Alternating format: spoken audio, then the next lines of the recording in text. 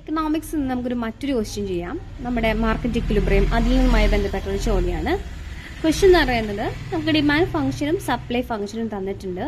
കണ്ടുപിടിക്കാൻ പറഞ്ഞിരിക്കുന്നത് നമ്മളോട് പ്രൈസും ഇക്വിലിബ്രിയം ലെവൽ ഓഫ് ഔട്ട്പുട്ടാണ് തന്നിരിക്കുന്നത്. നമുക്കറിയാം എന്താണ് മാർക്കറ്റ് കണ്ടീഷൻ, എന്താണ് മാർക്കറ്റ് ഇക്വിലിബ്രിയം കണ്ടീഷൻ, എന്താണ് demand is equal to supply. So therefore നമുക്ക് എന്തെഴുതാം, P plus 12 is equal to 2p plus 6. നമുക്കൊന്ന് റീഅറേഞ്ച് ചെയ്ത് എഴുതാം. അപ്പോൾ p minus 2p is equal to 6 minus 12. ഇനി വന്നതെന്ന് മനസ്സിലായല്ലോ. നമ്മൾ ഈ പീനെ അങ്ങനെ തന്നെ എഴുതി. ഈ 2pയുടെ സൈൻ പോസിറ്റീവാണ്. നമ്മൾ ഇങ്ങോട്ട് എഴുതിയപ്പോൾ മൈനസ് 2p ആയി.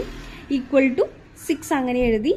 ഇവിടെ 12ന്റെ സൈൻ പോസിറ്റീവാണ്, ഇങ്ങോട്ട് വന്നപ്പോൾ മൈനസ് 12 ആയിട്ട് മാറി. അപ്പോൾ പി മൈനസ് 2p എന്ന് പറയുന്നത് 2 പിയിൽ നിന്ന് ഒരു പി പോയി കഴിഞ്ഞാൽ എത്രയാണ്? P minus P.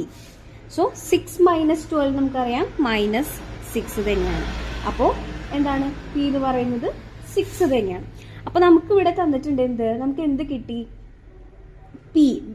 പിയുടെ വാല്യൂ നമുക്ക് കിട്ടി, അതായത് 6. ഇനി നമുക്കിത് ഡിമാൻഡിലും സപ്ലൈ ഫംഗ്ഷനിലും നമുക്കിത് ഇട്ട് കൊടുക്കണം. അപ്പോൾ നമുക്കറിയാം ഡിമാൻഡ് നമുക്കറിയുന്നത് എന്താണ്, 6 പ്ലസ് 6. ഇവിടെ പി പ്ലസ് 12 ആണല്ലോ. അപ്പോൾ 6 പ്ലസ് 12, അപ്പോൾ എന്ത് കിട്ടി? 80. സപ്ലൈ എന്ന് പറയുന്നത് 2p പ്ലസ് 6 ആണല്ലോ. അപ്പോൾ എന്താവും? 2 6 പ്ലസ് 6 ദാറ്റ് ഈസ് 80.